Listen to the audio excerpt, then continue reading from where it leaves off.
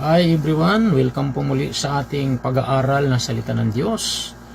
Ako po muli ang iyong lingkod, Pastor Charlie Dakutanan. Makasama niyo ngayong oras na ito sa pag-aaral ng salita ng Diyos. So welcome po sa lahat po ng mga taga-subaybay natin all over the Philippines at sa iba't ibang panig ng daigdig. So welcome po sa inyong lahat. Ngayon din sa kabuuan ng GCSGO Camarin Family. Welcome everyone sa ating pag-aaral ng salita ng Diyos sa oras na ito. Amen. So ngayon ay dako na po tayo sa ating pagbabasa ng salita ng Diyos at buksan natin ang ating Bible sa Book of Mark. Okay. So Mark chapter 2 verse 2. Yan po yung ating babasahin. At pero bago ang lahat, tayo muna ay yumuko at manalangin. Heavenly Father, we thank you once again sa oras na ito, Panginoon, sa opportunity muli na ipinagkaloob mo sa amin upang patuloy, O Diyos, na makapakinig ng salita. Pagpalaan niyo rin po, Lord, lahat ng mga nakatune in sa mga oras na ito sa pangalan ni Kristo Jesus. Father, we thank you, we entrust into your hands, O Lord, ang kabuuan ng pag-aaral namin na ito ng salita sa pangalan ni Jesus. Purihin na yung pangalan, O God. At Lord, bago ang lahat, bago kami dumako sa pakikinig ng iyong salita, nais po namin i-include sa prayer, Lord, ang bayang Israel, Panginoon. Sabi mo sa iyong salita, sino man magmahal, magpala sa iyong bayan, mamahalin mo at pagpapalain. At sa oras na ito, nagdideklara ako ng pagpapala, Panginoon, kapayapaan, proteksyon, kasaganaan sa iyong bayan, Panginoon. Maraming salamat po, Diyos. Cover your chosen nation Israel by your blood. In Jesus' name. Gayun din, Lord, amin din pong dinadalangin ang bayang Pilipinas. Patuloy mong pagpalain ang bansang ito. Patuloy mong kubiran ng dugo ni Jesus ang bayang ito, Panginoon, at ilayo sa lahat ng uri ng mga kalamidad, mga sakuna, mga lindol, mga bagyo, mga salot. In Jesus' name, maging mga pagguho ng lupa, Panginoon, mga sunog, Panginoon, mga pagbaha, mga dalangin namin na ingatan niyo po, ilayo niyo po ang aming bansa, Panginoon. In Jesus' name, Lord. Hallelujah. Lord, cover this nation, Lord, by your blood and continue to uphold our nation by your mighty hands, O Lord. Dalangin ko rin po lahat na namumuno sa bansang ito. Simula sa aming Pangulo, Ferdinand Marcos, Panginoon, hanggang sa pinakamababa na namumuno sa bansang ito. Lahat po sila, Panginoon, lagay sa kanilang puso ang banal na takot sa iyo at mapamahala nilang bansang ito ng matuwid na pamamahala. In Jesus' name, Lord. Salamat po, Diyos, Panginoon. Gayun din ang mga mambabatas sa aming gobyerno. Dalangin namin, Lord, na wala silang gagawing batas, Panginoon, na salungat sa iyong banal na kalooban. Lord, ang mga batas na kailang susulong, O Diyos, Panginoon, ay mga batas na naka-inline sa iyong salita. Maraming salamat po, Diyos. Hallelujah. Patuloy, O God, na pagpalain niyong bayang ito, Panginoon. Thy kingdom come, thy will be done upon this nation as it is in heaven, Lord. At pagpalain niyo rin po ekonomiya ng aming bansa, Panginoon. In Jesus' name, Lord God. Maraming salamat po, Diyos. Purihin na yung pangalan. Hallelujah, hallelujah. Salamat po, Diyos. Pagpalaan niyo rin po, maging aming Bishop B.K. Sebastian at ang kanyang buong pamilya. Continue to cover them by your blood at ang kabuuan ng GCSGO. Pagpalaan niyo rin po. In Jesus' name, Lord. Salamat po. Hallelujah. Gayon din ang kabuuan ng GCSGO, Camarin Family. Patuloy mo rin pagpalain na iglesyang ito at patuloy na gamitin na instrument ang lahat ng dumadalo sa Camarin bilang soul winning machine at patuloy mo rin kubiran ng dugo ni Jesus ang lahat ng mga pamilya na dumadalo sa kabuuan ng GCSGO Camarin Family. Father, we thank you. We glorify your holy name. In Jesus' name, this is our prayer. Amen. Amen. Amen. Okay, so ngayon, dadako na po tayo sa ating pakikinig ng salita ng Diyos. So, open your Bible in the book of Mark, chapter 2, verse 2. Basahin natin sabay-sabay. So, sabi po dito sa Mark, chapter 2, verse 2, so many people came together that there was no room left, not even out in front of the door. So, Jesus was preaching the message to them. Amen. So, atin naman pong tagalogin. So, Book of Mark, chapter 2, verse 2. Kung kayo po ay may Bible, sabayan niyo po akong magbasa. Okay, so ito naman po ang sinasabi sa Tagalog. Kaya't nagkatipon ang napakaraming tao, ano pat wala nang matayuan kahit sa labas, samantalang nangangaral si Jesus. Pagpalain ng Diyos ang pagkabasa ng kanyang salita. So mandali muli tayong limuko at manalangin, Lord. We thank you once again this moment, Lord. Hallelujah, sa mga salitang aming nabasa. Mangusap ka sabat sa amin, Lord, habang kami nakikinig ng salita. Purihin ka, O Diyos, hallelujah, sa oras na ito, Panginoon. We glorify your holy name in Jesus' name. Holy Spirit, thank you. You are a great teacher sa mga oras na ito, Panginoon. Salamat po, Diyos. Ako instrument mo lang, Lord. Help me to preach your word. May deliver ko po ito, Lord, without interruption. In Jesus' name, O Lord. Father, we thank you. In Jesus' name, this is our prayer. Amen. Amen. Amen. Okay, so nais ko pong ipagpatuloy po ang ating pong tinatalakay sa series po natin about the Bible, the importance of the Word of God. Okay, the Bible. So, ngayon ay nais ko pong ipagpatuloy ang ating tinalakay nung nakaraan patungkol po sa kahalagahan ng pangangaral ng salita ng Diyos. Yan. So, nais ko pong i-share ngayon is about why we need to preach the gospel of Jesus Christ. Bakit kailangan natin ipangaral ang ebanghelyo ng ating Panginoong Jesucristo? Okay, so why we need to preach the gospel of Jesus Christ, of our Lord Jesus Christ? Bakit mahalaga natin ito ipangaral, mga kapatid? Okay, so magbibigay muli ako ng karagdagang 8 o 7 o 8 ngayong oras na ito. Okay, hallelujah. So another 7 or another or 8 na kahalagahan bakit dapat natin ito ipangaral ang ebanghelyo ng Panginoong Hesus. Amen. So pag sinabing ebanghelyo or gospel, pag sinabing gospel, ang ibig sabihin po niyan good news, magandang balita. Okay, so simple lang naman po ang ibig sabihin nun. So, number 1, ang ibig sabihin ng gospel or ebanghelyo, ibig sabihin yan ay yung kapanganakan ni Jesus. That's the gospel. Jesus' birth. Okay? So, ang kapanganakan ni Jesus. So, wala pong magandang balita kung hindi pinanganak si Jesus. Ang good news ay naipanganak si Jesus. Okay? So, ano ang purpose? Bakit na ipanganak si Jesus? That's the gospel. Amen. The Jesus birth, the birth of Jesus Christ. Ang kapanganakan ni Jesus, that's the gospel. Amen. Na ipanganak si Jesus na ang dahilan bakit siya pinanganak para ikaw at ako ay tubusin mula sa tiyak na kapahamakan sa impyerno. Yun ang dahilan. Okay, that's the gospel. Jesus birth. And the second is Jesus' death. Yeah, that's the gospel.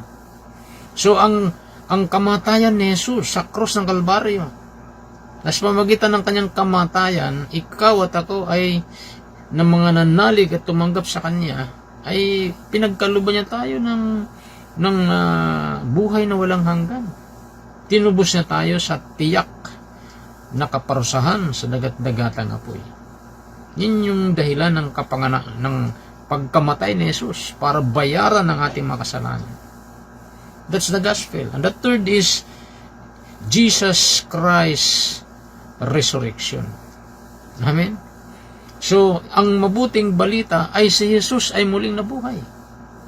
That's the gospel. Amen?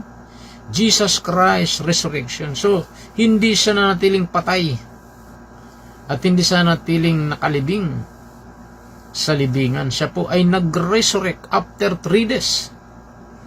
Amen? Hallelujah. And then after that, He ascended into heaven. Siya umakyat sa langit and now, siya ay nakalukluk sa kanan ng Ama. Amen? So yun ang ebanghelyo ng Panginoon. Siya ay namatay. Siya ay muling nabuhay. Amen? Yun ang magandang balita na dapat nating ipangaral. Amen? Na mayroon pong kaligtasan kay Jesus. So the gospel na dapat natin ito ipangaral, why we need to preach the gospel of Jesus Christ. The gospel that means Jesus' birth, and the second, Jesus' death, and the third is Jesus' resurrection. That's the gospel. So we need to preach the gospel. Amen. Sino yung pattern natin na ngaral ng salita ng Diyos? Walang iba kundi si Jesus mismo.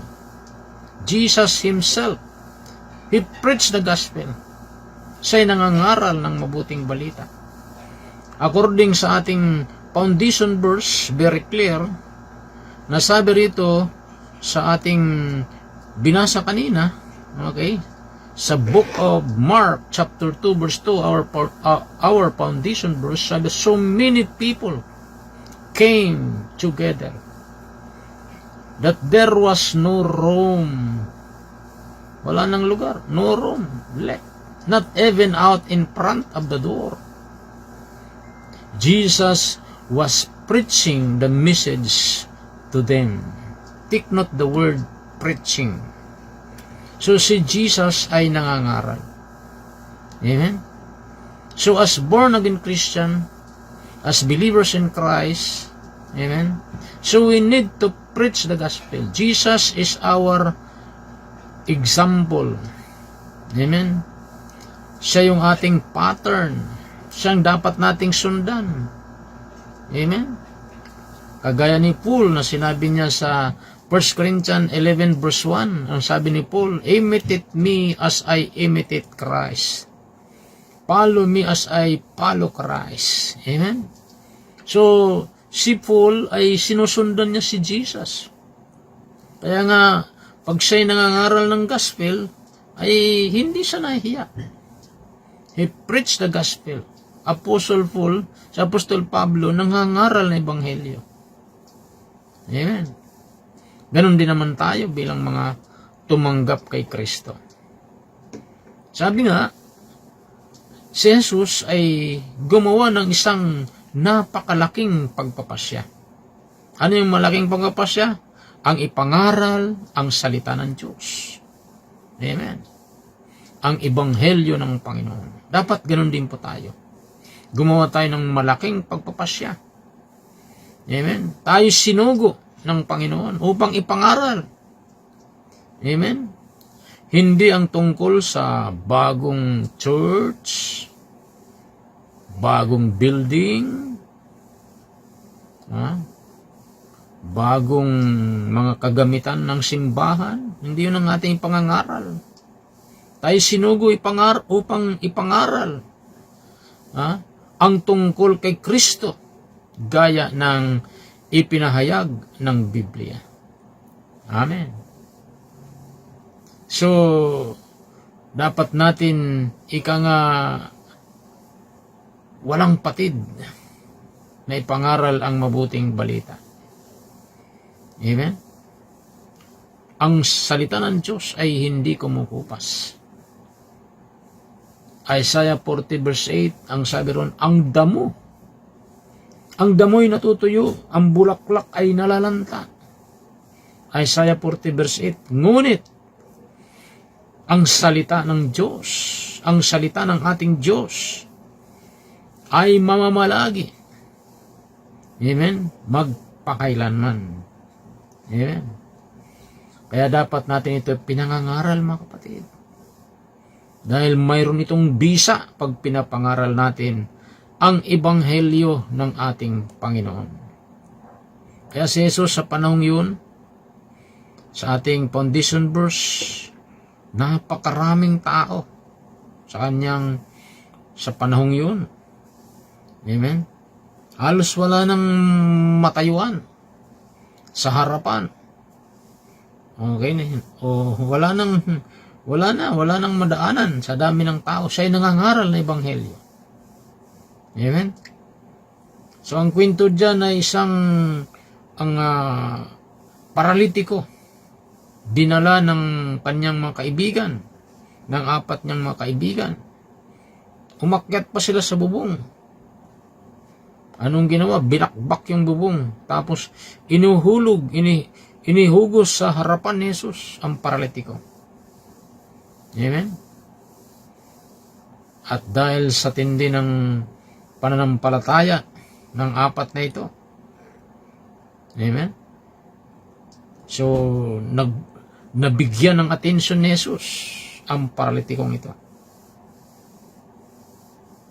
At ang paralitikong ito ay, sabi ng Bible, siya po ay gumaling. Amen?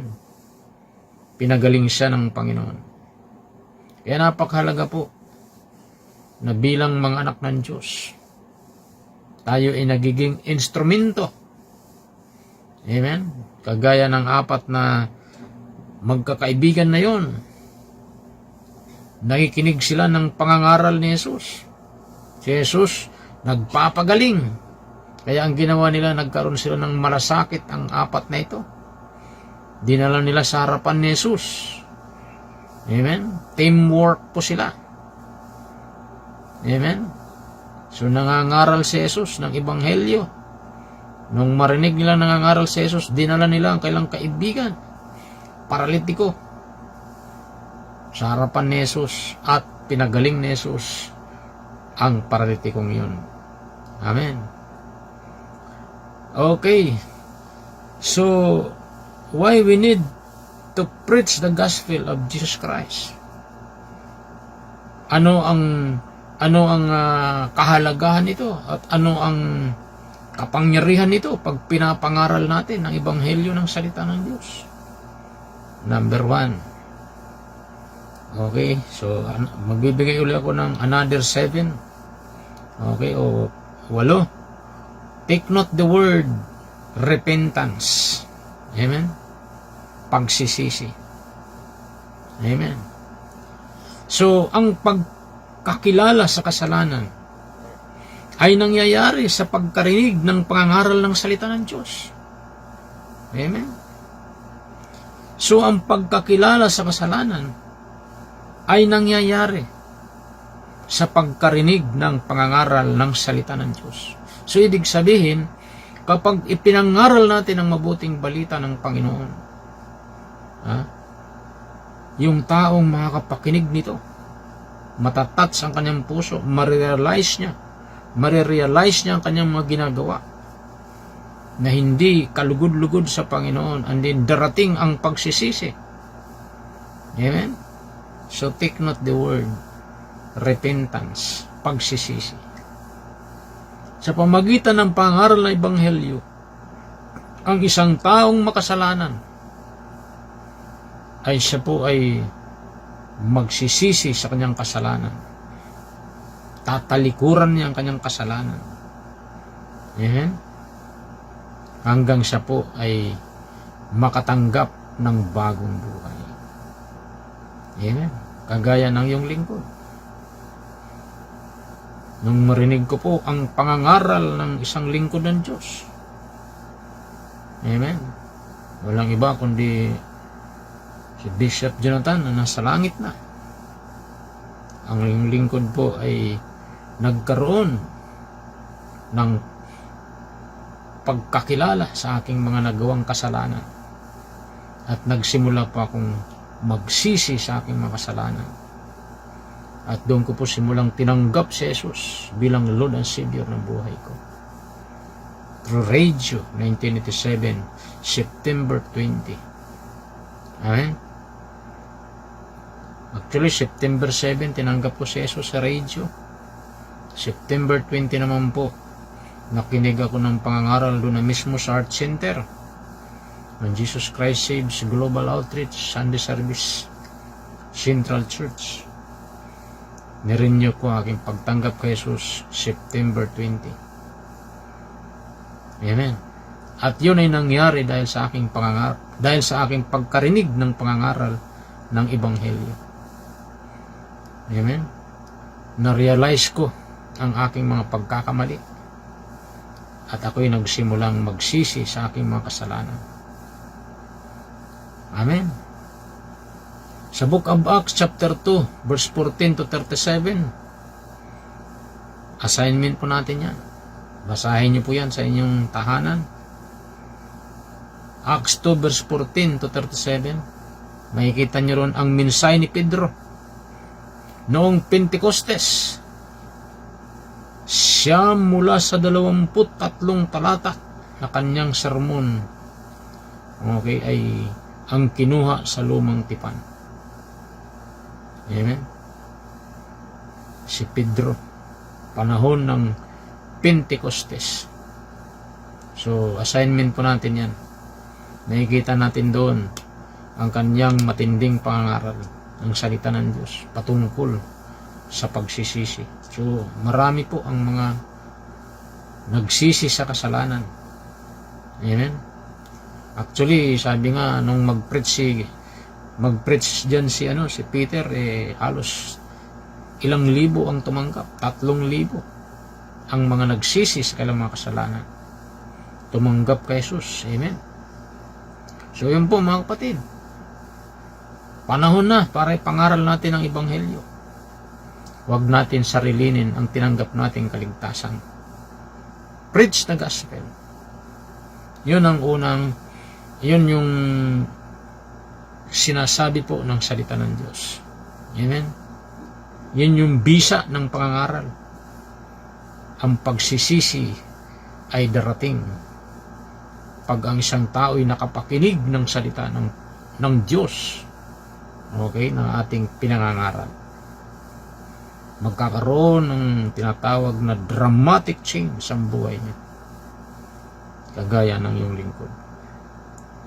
Okay, so hindi ko na masyadong elaborate. Number 2, bilisan ko lang po. Take note the word genuine faith. Amen. Genuine faith, ibig sabihin tunay na pananampalataya darating kanino? Sa mga makakapakinig ng pangangaral ng Ebanghelyo ng salita ng Diyos. So, yun po yung pangalawa. Genuine faith. Ang pananampalataya ay bunga ng pakikinig sa salita ng Diyos. Romans 10 verse 17. Faith cometh by hearing, and hearing by the word of God. Amen. So, sa pamamagitan ng pakikinig ng salita ng Diyos, amen, nagkakaroon po ng genuine faith ang bawat makapakinig nito. Kaya nga, malinaw po ang Romans 10:17, sabi sa Tagalog, kaya nga, ang paniniwalay o pananampalatay nang gagaling sa pakikinig at ang pakikinig sa pamamagitan ng salita ni Kristo. So kapag tayo po ay nakapakinig ng salita ng Diyos, ayun, yung ating pananampalataya ay lalong lumalakas. Amen? At dumarating yung genuine faith. Amen? Kung hindi ako nakarinig ng Word of God, paano ako magkakaroon ng totoong pananampalataya? Salamat sa Diyos. Ako'y nakapakinig ng pangangaral ng salita ng Diyos. Kaya dumating sa buhay ko ang tunay na pananampalataya. Napakaraming klase ng pananampalataya, ng paniniwala. Amen? Pero isa lang dapat ang ating paniwalaan at sampalatayanan para tayo maligtas. Walang iba kundi ang Panginoong Hesus. Amen? Si Jesus lamang ang daan ng kaligtasan. Wala nang iba. Siyang dapat nating sampalatayanan. Why? Una, siya ang lumikha sa iyo at sa akin. Pangalawa, siya ang may-ari ng buhay mo at ng buhay ko. Amen? Hallelujah!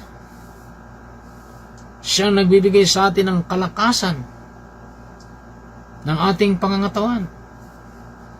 Kaya dapat natin siyang sampalatayanan. Siyang nagpo-provide ng lahat ng ating pangailangan. Amen? Lahat ng ating tinatangkilik ay galing sa Diyos. Siyang lumikha ng langit at lupa. Hindi pa natin siya nakikita, pero dapat natin siyang sampalatayanan. Bakit siya'y totoong Diyos siya? Siya ang Diyos ng langit at lupa. Siya ang lumikha ng lahat ng bagay sa daigdig na ito. Siya ang ating master creator. Amen. Nilikha niya ang buong mundong ito. From nothing to something. Siya ang Diyos na buhay at makapangyarihan. Amen. Siya lamang dapat nating sampalatayanan. Wala nang iba. Kaya kapag tayo nakakapakinig ng Ebanghelyo, ng salita ng Diyos, dumarating ang totoong pananampalataya. Amen. Kaya napaka-importante po, mga magulang at mga kapatid, ang pangangaral ng Ebanghelyo. Bakit? Dahil sa pamamagitan ng ating pangangaral ng salita ng Diyos, sino mang makarinig nito, magkakaroon siya ng genuine faith. Amen. Totoong pananampalataya sa Diyos na lumikha sa iyo at sa akin. May-ari ng buhay natin. Amen. Kaya preach the gospel. Pangaral natin ang Ebanghelyo. Amen. In season, in out of season. Napapanahon man o hindi. Preach the gospel. Lalo na sa panahon ito, nasa huling araw na po tayo, mga magulang at mga kapatid. Amen. So yun po ang pangalawa na karagdagan ng ating pag-aaral. Why we need to preach the gospel of Jesus Christ. Amen. So the second is genuine faith. Okay, pangatlong dahilan bakit dapat nating ipangaral ang salita ng Diyos. Ano ang bisa nito at ano ang kahalagaan nito? Amen? Take note the word number 3 is spiritual cleansing. Amen. Ang paglilinis ay nagmumula sa salita ng Diyos. 2 Corinthians 7 verse 1. Yamang taglay natin ang mga pangakong ito, mga minamahal, ay magsipaglinis tayo sa lahat ng karumihan ng laman at ng espiritu na pakasakdalin ang kabanalan sa takot sa Diyos. Ang mga pangako ay ang mga salita ng Diyos. Amen. Hallelujah. So ang salita ng Diyos, pag ito po ay pinapangaral, yung isang taong namumuhay sa karumihan ay lilinisin ng Panginoon. Dahil ang salita ng Diyos ay kagaya ng tubig na naglilinis. Amen. John 15 verse 3, anong sabi ng Bible? Nalinis na kayo sa pamamagitan ng Kanyang salita. Amen.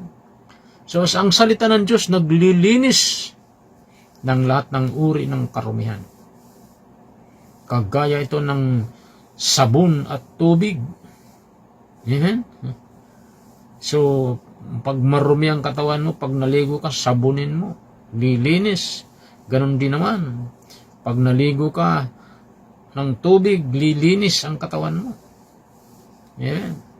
Kaya ang salita ng Diyos, kagaya ng tubig na ito'y naglilinis. Kaya pag naipangangaral natin ito, yung isang taong namumuhay sa karumihan, lilinis ang buhay niya. Lilinis ang isip niyang marumi. Lilinis ang puso niyang marumi. Lilinis ang kanyang bibig na puro mura ang lumalabas, kagaya ng iyong lingkod nung araw.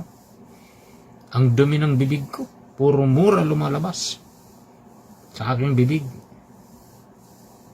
Wala akong sinasanto. Bata matanda, minumura ko. Malulutong nung araw nung wala pa ako kay Kristo. Hindi ko pa napapakinggan ang pangangaral ng Ebanghelyo. Pero nung dumating ang pangangaral ng Ebanghelyo, napakinggan ko. Ayan, nagsimula akong mawiling makinig hanggang sa ako po ay tuluyan na nagsisi sa aking mga kasalanan at tinanggap si Jesus. Kaya simula noon, natigil na po ang aking pagmumura. Nilinis ng Diyos ang aking buhay sa pamamagitan ng Kanyang salita na ipinangangaral ng mga lingkod ng Diyos. Amen? Kaya marami po ang mga nagpapatotoo na luminis ang kanilang buhay sa pamamagitan ng salita na kanilang narinig, salita ng Diyos. Kaya, pag pinapangaral natin ang Ebanghelyo ng Panginoon, ang isang taong marumi sa kasalanan ay lilinis ang buhay niya. Kaya nga ang dala nito ay spiritual cleansing. Amen? Isang taong puno ng virus ang buhay niya. Virus ang utak niya. Puro virus. Ha? Puro mura, chismis, ha? Mga salitang mga halay. The moment siya nakarinig ng Word of God at naisa puso ang kanyang napakinggan, mawawala ang kanyang mga pagsasalita ng mga masasama at masasakit. Malilinis ang kanyang bibig. Amen? Pati mata. Lahat na lilinisin ng salita ng Diyos. Kasi ang salita ng Diyos, kagaya ng tubig na naglilinis. Kaya huwag tayong magsawang mangaral ng Ebanghelyo. Preach the gospel in season and out of season. Amen.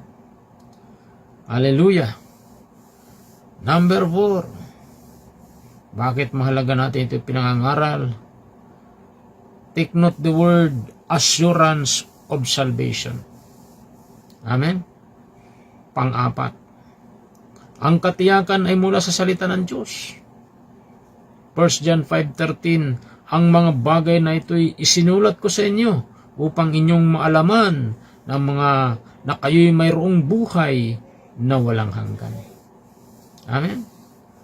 So ang salita ng Diyos, yan po ang magbibigay sa atin ng tinatawag na katiyakan ng kaligtasan. Amen? Walang ibang magtuturo sa atin ng katiyakan ng kaligtasan, kundi ang salita ng Diyos. Preach the gospel. Pangaral natin ito, mga kapatid. Kasi ang salita ng Diyos ay ito'y nagdudulot ng katiyakan ng kaligtasan. Assurance of salvation. Sa mundong ito, wala tayong katiyakan. Pero sa Panginoon, mayroon tayong katiyakan ng kaligtasan. Amen? Sa bawat tumanggap kay Kristo, tumanggap ng pangangaral ng Ebanghelyo, mayroon tayong katiyakan ng kaligtasan. Assurance of salvation. Katiyakan na si Jesus ay naghahari sa buhay natin. Di ba? So anong ebidensya na si Jesus naghahari sa buhay natin? Okay? Anong ebidensya na tayo mayroong buhay na walang hanggan? At naninirahan si Jesus sa buhay natin? Ang ebidensya ay mayroon tayong tinatawag na pagbabago ng buhay. 2 Corinthians 5:17. If anyone is in Christ, he is a new creation. Old things are passed away, and behold, new things are come. Amen? Yun yung katibayan ng katiyakan ng kaligtasan. Mayroon tayong buhay, bagong buhay kay Kristo. Amen? Ang bagyo di natin alam. Halimbawa, ang pangalan ng bagyo ay Paing. Hindi natin nakita yung Paing, pero ano ang assurance na dumaan ang bagyo? Ano mga ebidensya? Ang ebidensya, mayroong mga saging na tumba, mayroong mga bahay na nasira, mayroong mga tulay na gumuho dahil sa lakas ng hangin. So yun ang ebidensya na may dumaan na bagyo. Ang pangalan niya ay Paing. Amen? So anong ebidensya si Jesus naghahari sa buhay natin? Anong ebidensya na si Jesus ay tinanggap natin at totoo tayong mayroong katiyakan ng kaligtasan? Mayroon tayong pagbabagong buhay. Amen? Kung halimbawa ikaw ay dating palamura, dating manginginom, dating sabungero, dating bungangiro, dating chismoso, chismosa, ngayon, hindi na. binago ka na ng Diyos. Dati, pikunin, maramdamin, ngayon hindi na. Binago ka na ng Diyos. Binago na tayo ng Diyos. Amen. Yan yung mga totoong born again. Hallelujah. Hindi na tayo natitisod. Bakit? Nasa liwanag ka na. Sinong natitisod? Yung mga nasa dilim. Siyempre naman, kung ikaw ay naglalakad sa liwanag, nakita mong may bato dyan. Alangan naman sasabihin, ay natisod ako. Hindi. Siyempre, hahakbangan mo, nakita mo yung bato eh.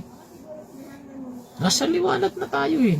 Ang natitisod ay yung mga nasa kadiliman. Amen. Kaya mga tunay na born again, hindi na po uso yung wala na po sa bukang bibig ay natisod ako sa iyo kapatid. Wala na po yun. Kasi nakapokus ang ating paningin kay Jesus. Nakapokus ang buhay natin kay Jesus. Nabanggit ko nga isang alaala ko nga isang illustration eh. Di ba? Ng isang batang o isang binata. Nasabi ng binatang ito, pastor, aalis na ako dyan sa church. Aalis na ako dito sa church. Lilipat na raw siya ng ibang simbahan. Sabi naman ng pastor, bakit naman? Kasi hindi ako lalago sa church na ito. Bakit naman? Dahil sabi niya, yung mga umatin kasi dito sa church, habang nagtuturo si pastor, nagsi-cellphone, bibilis ng kamay, cellphone ng cellphone.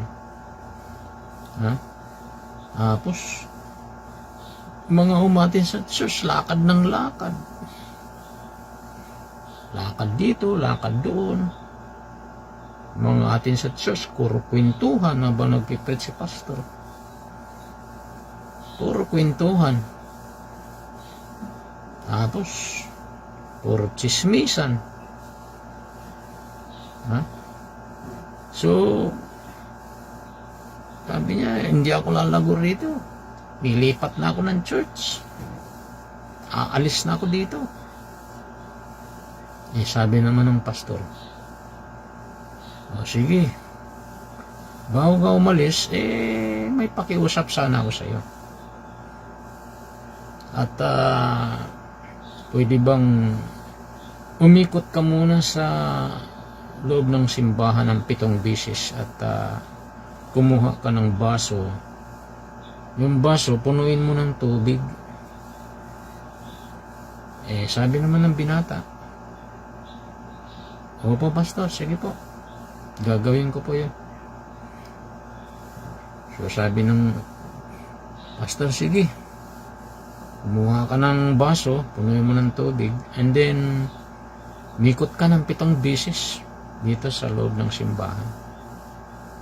So, simula na po yung binata. Kumuha ng tubig, pinuno ng baso, pinuno ng tubig. Then sabi ni pastor, habang umiikot ka, ingatan mo yung tubig na huwag matatapon, ha? Opo, pastor. O di maya-maya, simula nang umikot yung binata. Hawak-hawak niya yung baso, may lamang tubig. So, habang siya umiikot, nakatitig yung kanyang mata doon sa baso na may tubig. Tinitingnan niyang mabuti na huwag matatapon habang siya'y naglalakad. O di, maya-maya, sabi ng binata, pastor, tapos na po. Ganun ba? Kumusta? May natapon bang tubig sa baso habang ikay umiikot ng 7 beses? Sabi ng binata, pastor, wala po. Bakit walang natapon? Nakatitig po ako, pastor, sa baso. Kasi iniingatan ko wag matapon yung tubig. Good, very good. Ano naman pala? So, anong aral nun? Ang aral po niyan ay focus. Ha? Saan? Dapat nakapokus ang ating paningin kay Jesus. Ha? Hindi yung umatin ka ng church kung sino-sinong tinitingnan mo. Di ba? Tinitingin ka sa katabi mo, ganyan, kung ano mga ginagawa, ay talagang hindi ka nga lalago kasi hindi ka makapag-concentrate. Ha? Sa halip na may kinig ka ng preaching na pastor, yun, nakikinig ka doon sa mga kwentuhan, sa katabi mo, kung ano-ano nakikita mo, mga negative sa katabi mo, sa kaibigan mo, talagang di ka lalago. Pero kung ipupokus natin ang ating paningin kay Jesus, magkukonsentrate tayong nakikinig ng salita ng Diyos habang nangangaral yung pastor.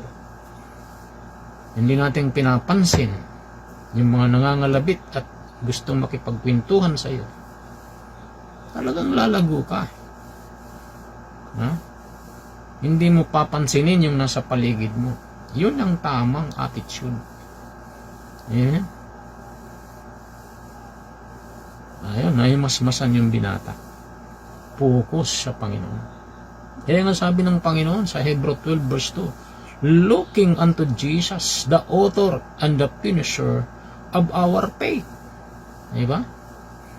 Minsan, nabanggit ko na po sa inyo minsan there are four eyes are watching us. Ano yun?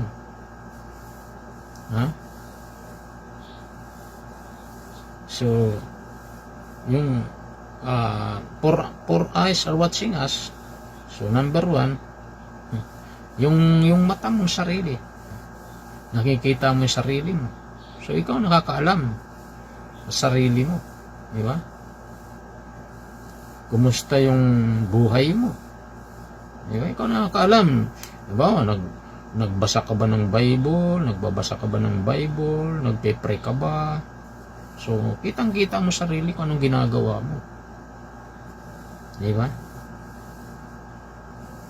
Pangalawa, yung mata ng kapwa mo, man's eyes are watching you. Di ba? So, tinitingnan ka rin ng kapwa mo. Ano yung ginagawa mo. Di ba? Ngayon, kung ano mo nakikita sa'yo, mga halimbawa, nakikita sa'yo kung mga halimbawa, parang pinipintasan ka lang. Huwag mong papansinin. Hayaan mo sila. Basta mahalaga ang ginagawa mo, mabuti para sa Diyos. Amen? Mahalaga ang ginagawa mo, ito'y nakakalugod sa Panginoon. Amen? Huwag mong papansinin yung mga sinasabi ng kapwa mo. Yung pangatlo, lagi nating tandaan, ang mata rin ni Satanas nakatingin sa'yo. Amen? Kung anong ginagawa mo, halimbawa, hindi ka nga nagbabasa ng Bible, hindi ka nagpipray, doon aatakihin ka ni Satanas. Kung ano-anong papasok sa isip mo, mga negatibo.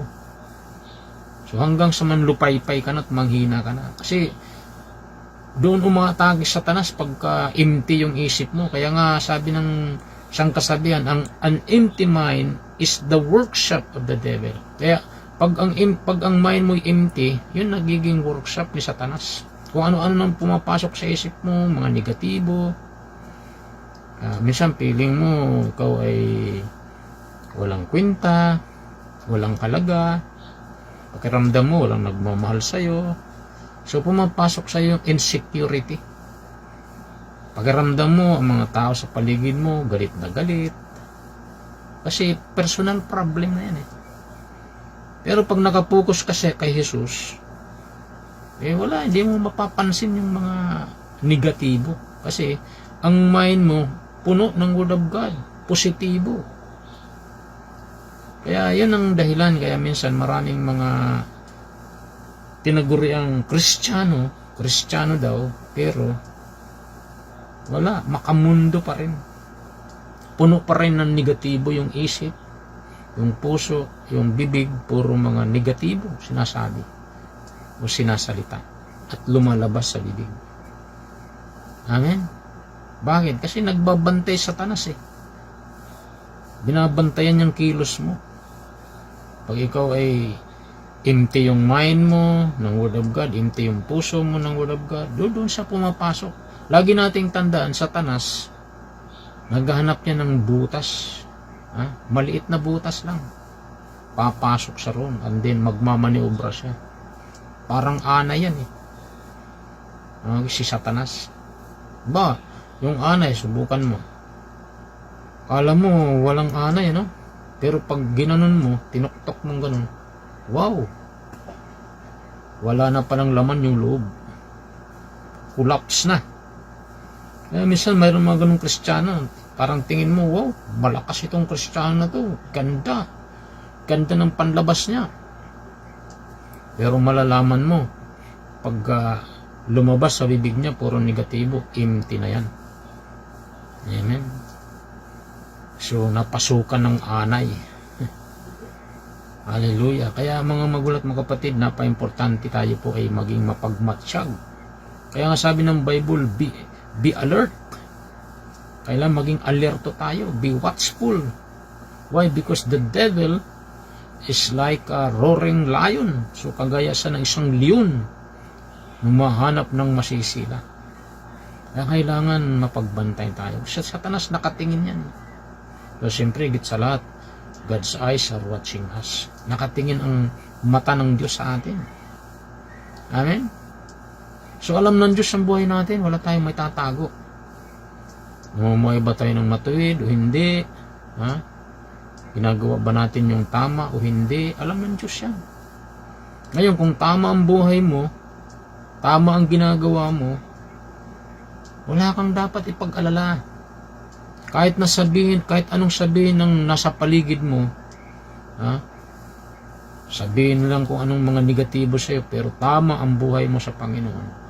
Ang mananagot nun, yung mga tao na nagsasabi sa'yo ng mga negatibo, pero ang ginagawa mo sa harapan ng Diyos ay tama. Ang mananagot nun, yung mga tao na nagsasabi sa'yo ng mga negatibo na walang katotohanan. Amen? So, ayun po, mga kapatid, focus lang tayo sa Panginoon. Lalago ang buhay natin. Yan ang katotohanan. Kasi wala namang perfect na church, kahit saan ka magpuntan church. Wala, pag hindi na bago yung buhay natin, yung puso natin, yung attitude natin, wala, palipat-lipat ka ng church. Kagaya ng binatang yun. Kasi nga, nakatingin siya sa tao, hindi siya nakatingin sa Diyos. Amen? Ngayon, may nabanggit din ako sa inyong 4 na nagkakamali.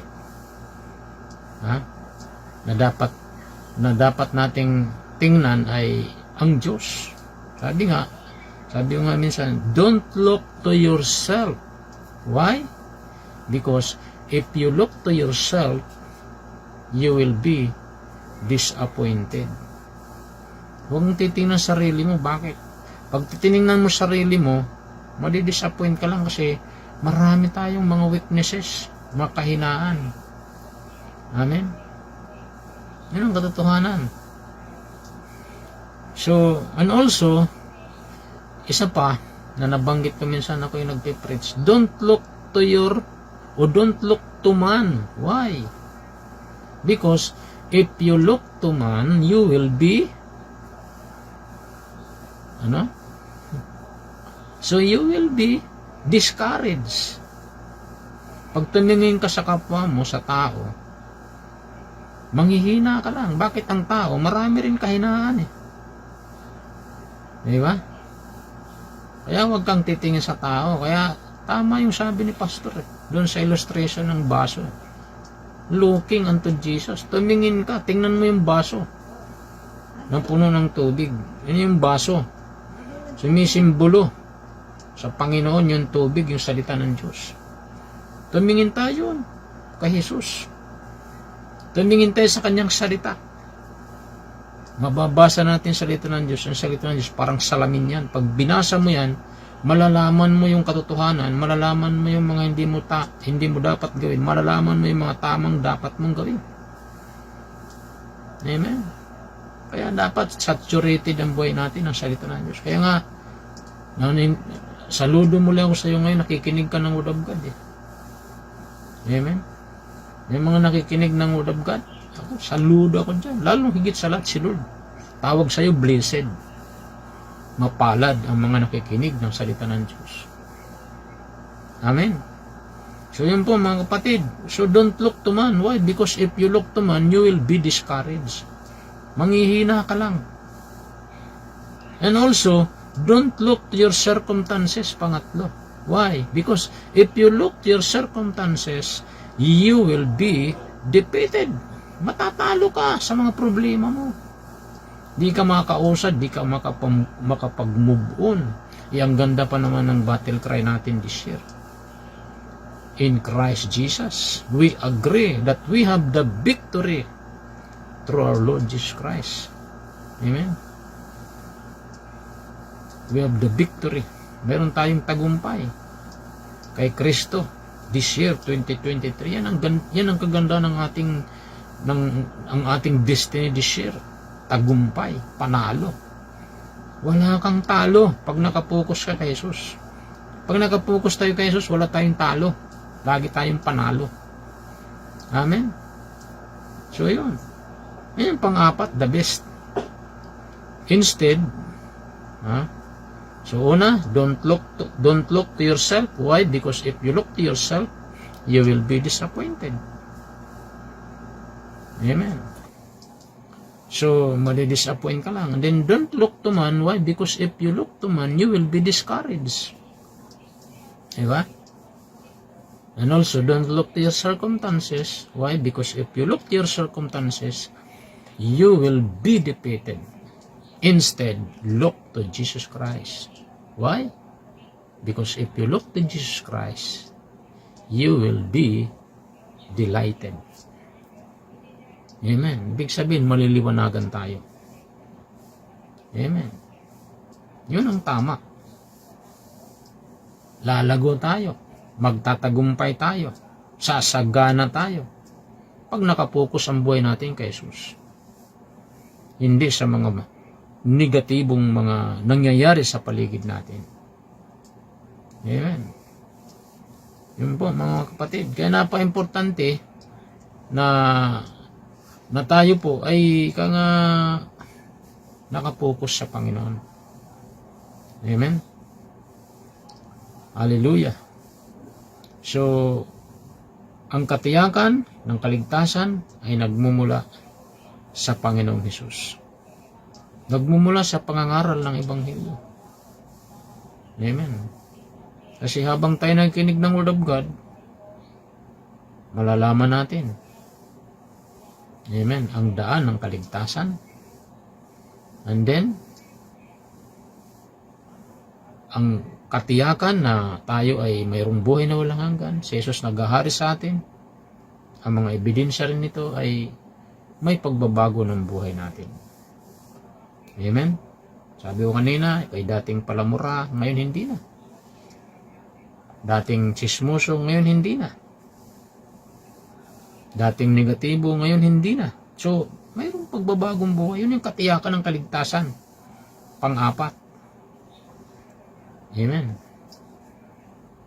Panglima, bibilisan ko lang po. Ang panglima na kahalagahan, bakit dapat natin ipangaral ng Ebanghelyo, take note the word comfort.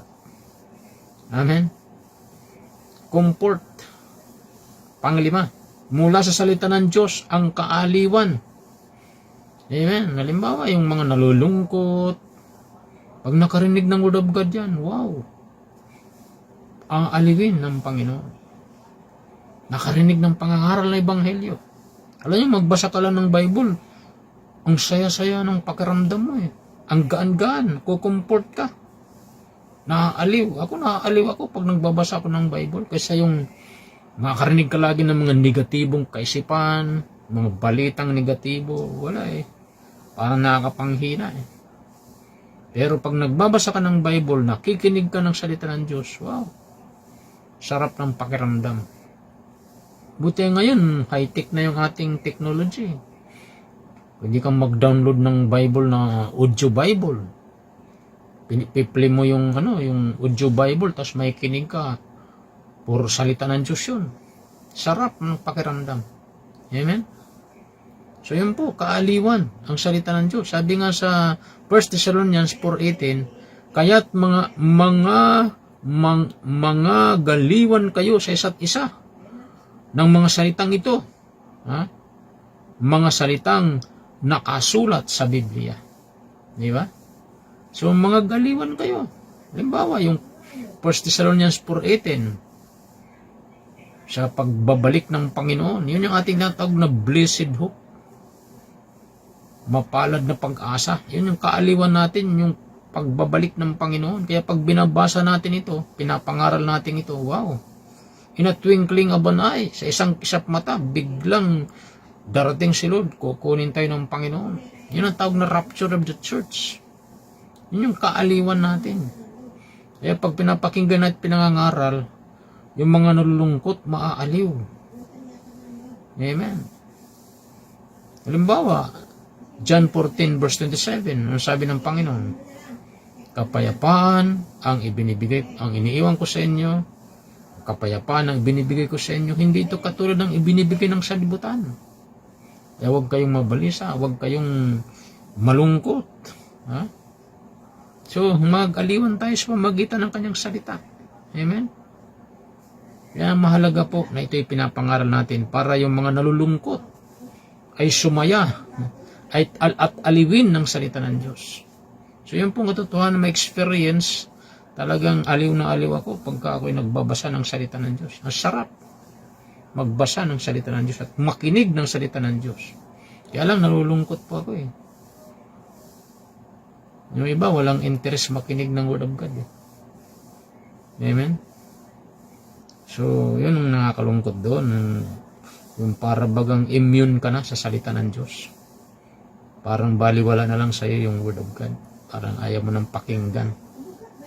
Amen. Yun, nalulungkot ako doon. So, higit sa lahat, si Lord nalulungkot doon sa mga taong walang interes makinig ng salita ng Diyos. Amen. Minsan, parang gusto mo na pagduldulan mo pa eh. Ayaw pa rin eh. Di ba? So, yun ang nakakalungkot doon. At si Lord nalulungkot din doon. Yung mga taong walang pagpapahalaga sa salita ng Diyos. Walang pagpapahalagang makinig na salita ng Diyos. Amen? Nalulungkot si Lord doon. So kung paano ako ay nalulungkot, higit sa lahat si Lord ay nalulungkot. Okay? So yun po mga kapatid. So halimbawa, mayroong kang karamdaman, tapos sinabi ng salita ng Diyos. 1 Peter 2:24, by stripe of Jesus Christ, you are already healed. We are already healed. Hindi ba nakakaaliw yun? Hindi kaya sinabi ng Panginoon, Matthew 8:17, kinuha na ng Diyos lahat ng sakit sa ating katawan. O, di nakakaaliw yun, di ba? Kaysa yung pagsabihan mo, wala ka ng pag-asa, hindi ka nagagaling, o hindi yan nakakaaliw. Nakakapanghina yun. Kaya minsan dapat maingat tayo magbitaw ng yung salita eh. Minsan may mga ganun, nagbibitaw ng mga negatibong salita sa kapwa. Mali yun. Dapat, ang bibitawan nating salita, positibo. Huwag tayo magbibitaw ng negatibo. Why? Kasi, sabi ng Bible, death and life are in the power of the tongue.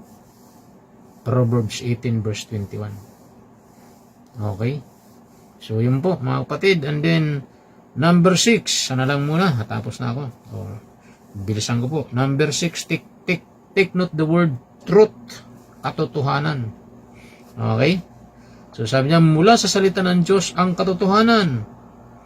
So ibig sabihin, pag pinapangaral natin ang salita ng Diyos, malalaman natin ang katotohanan. Okay? So ano sabi ron?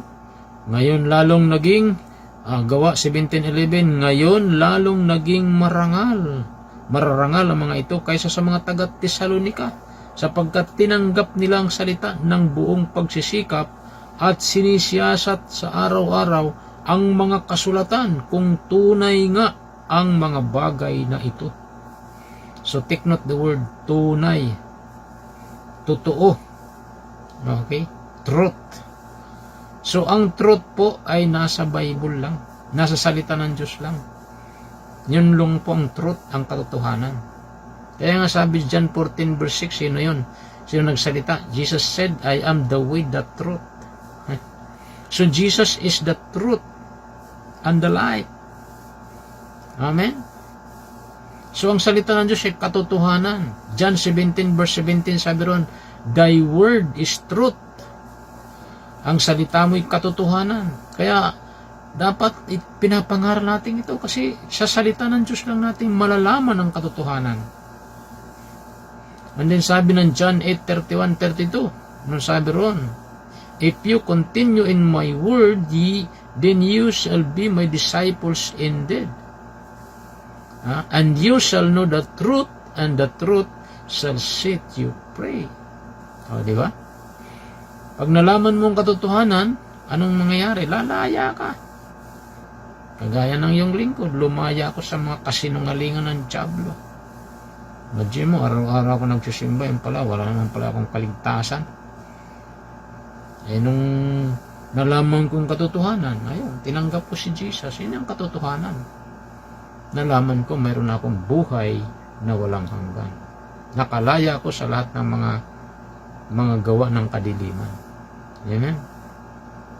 Hallelujah. So, pag binabasa natin ang Word of God, nakikinig tayo ng Word of God, nalalaman natin ang katotohanan. At ang katotohanan ang magpapalaya sa atin. Kaya ganun din naman, pag pinapangaral natin ang Ebanghelyo, maraming mga tao ang hindi nakakaalam ng katotohanan, sila'y lalaya. Kaya nga sabi ng Bible, many people are perished. Why? Because of lack of knowledge. Amen? Dahil sa kakulangan ng kaalaman, Hosea chapter 4 verse 6. Kaya napaka-importante, pinapangaral natin ang Ebanghelyo para marami mga tao na hindi alam ang katotohanan, malaman ang katotohanan na si Jesus lamang ang daan ng kaligtasan.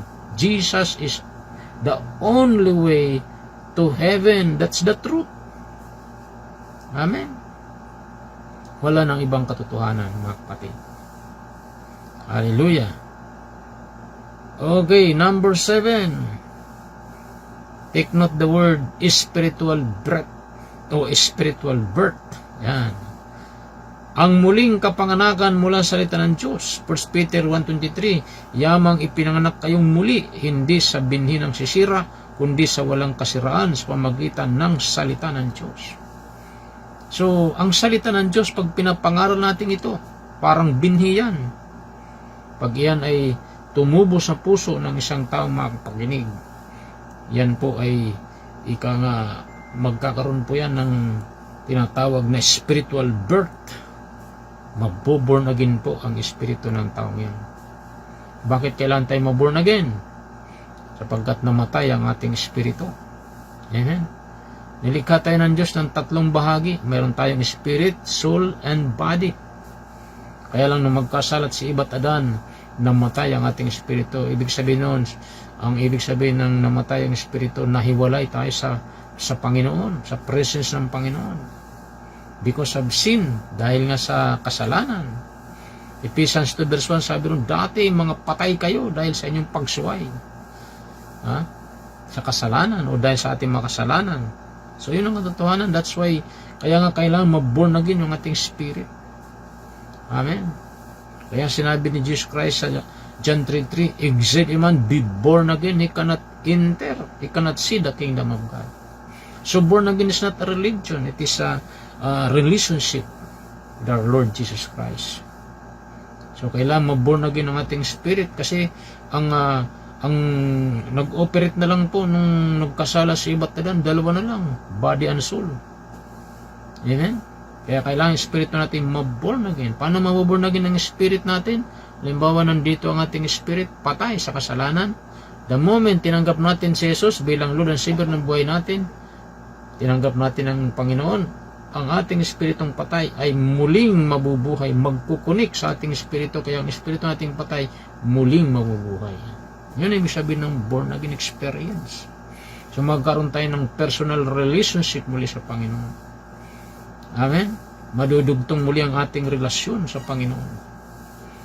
Yan. Kaya nga hindi reliyon ang solusyon, hindi reliyon ang makapagligtas sa atin, relasyon. Ano ba ibig sabihin ng religion?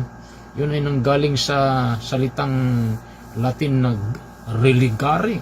Ang ibig sabihin noon sa English ay to tie again. So anong nakapagdugtong sa atin? Sa Panginoon. Ang Panginoon ang dinugtong muli ang ating relasyon sa Ama sa pamagitan ni Jesus. Kaya tutusin, si Jesus ang tunay na religion. Okay? So relationship sa Panginoon. So walang religion makakapagligtas sa atin. Only Jesus can save us. Amen? So yan ang tawag na born again experience. So born again is not a religion, kundi ito'y relasyon kay Jesus. Amen? The moment tinanggap natin si Jesus bilang Lord and Savior ng ating buhay, nagsisi tayo sa ating mga kasalanan, tinalikuran natin yung mga masamang ginagawa natin, at binuksan natin ating puso, tinanggap natin si Jesus bilang Lord and Savior ng buhay natin, yun ang tinatawag na born again experience. Amen? Ngayon, ano naman ang katibayan na kay born again? 2 Corinthians 5:17, binanggit to kanina, if anyone is in Christ, nakain ka na kay Kristo, ikaw ay bago ng nilalang. Lahat ng mga pangit na buhay mo, mga kasalanan mo, sabi nga, old things shall pass away, behold, new things are come. Yun yung mga totoong born again. May pagbabago ng buhay. Amen? Okay, so yun po ang mga kapatid. Pagka tayo po ay nangangaral ng salita ng Diyos, maraming maboborn again. Amen? Maraming maboborn again. Hallelujah. Kaya kailangan mangaral tayo kasi pag hindi tayo nangaral, walang maboborn again, walang maliligtas, walang ipapanganak na muli. Amen? Walang tutubo na binhi ng salita ng Diyos pag hindi tayo nagtatanim. So ganun din naman pag hindi ka nagtanim sa bukid, walang tutubo ng mga palay, mais, walang tutubo. Kailangan magtanim tayo para may tumubo. At pag tumubo yun, aanihin natin, marami. So ganun din naman pag nagtatanim tayo ng Word of God, marami ang tutubo na salita ng Diyos sa mga puso, maraming maaani, maraming maliligtas at mapupunta sa langit. Amen? Okay, lastly, tapos na ako. Muna, so pag nangangaral tayo ng Ebanghelyo sa ating foundation verse, may kita natin doon, may gumagaling. So ang salita ng Diyos nagpapagaling. Pag pinapangaral natin ito, may gumagaling, mga kapatid. Amen? Kaya nga gumaling yung paralitiko umuwi. Dala-dala na niya higaan niya. Hindi na siya nakahiga. Sino na nagdala sa higaan niya. Amen? So pag nangangaral tayo ng Ebanghelyo, maraming gumagaling. Actually, sabi nga nabanggit to kanina, Psalms 107 verse 20, sabi ron, He sent His word to help them and deliver them from destruction. Pinadala ng Diyos ang kanyang salita upang tayo kanyang pagalingin at iligtas sa kapahamakan. So, ang salita ng Diyos nagpapagaling. Amen? So, hindi ko na po masyado elaborate. So, medyo mahaba na.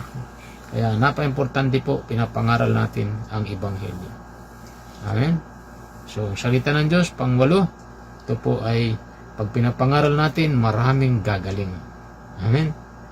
Hallelujah, maraming gagaling. Mga may sakit, gagaling. Kagaya ng paralitiko, gumaling. Amen? Hallelujah.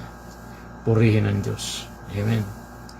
So, ako rin po, marami na rin pa akong pinagaling ng Diyos sa aking katawan. Okay? So, kaya wag tayo pong tumigil sa pangangaral ng Ebanghelyo. Wala po imposible sa ating Panginoon.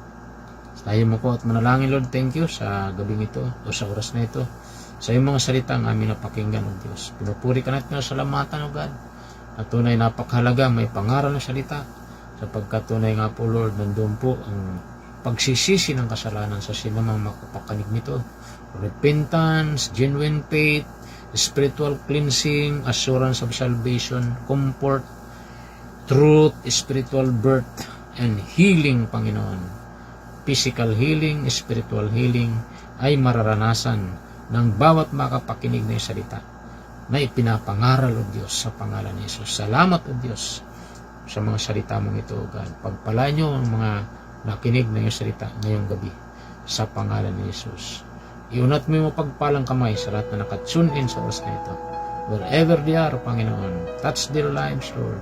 Pagalingin niyo po mga may karamdaman, O Diyos, na nangailangan ng financial, mag-miracle ka rin po sa mga financial na pangailangan. Thank you, Lord.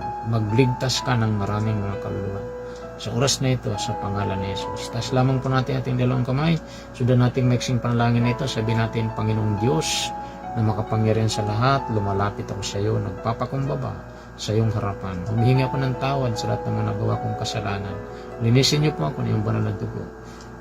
At binubuksan ko ngayon aking puso. Tinatanggap kita, Panginoong Jesus, bilang aking Panginoon, sariling tagapagligtas. Isulat niyo po aking pangalan sa aklat ng buhay. Pangalan ni Jesus, ito aking dalangin.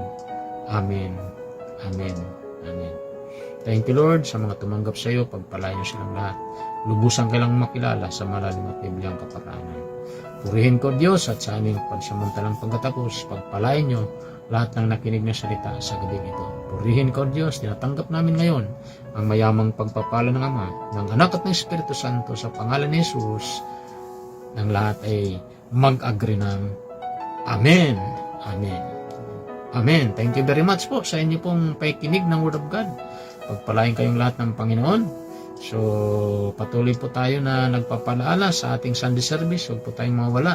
Every Sunday, 9 o'clock in the morning. Doon lamang po yan sa harap ng Ilibit Town Center, number 500, Hillcrest Village, Camarines Road, Caloocan City. Sa may Hillcrest dito lang po. Sa ibaba po, City Savings Bank. Nasa taas lang po tayo, 3rd floor, na may Sabangan Building. Every Sunday, 9 o'clock in the morning. So, welcome po everyone sa ating midweek service. Tuloy-tuloy po every Thursday, 6:30 p.m. Nasa Jesus Christ Saves Global Outreach FB page pa rin po tayo. Kaya wag po tayong papalya na mag-tune in. Amen? So, God bless everyone. Bye-bye.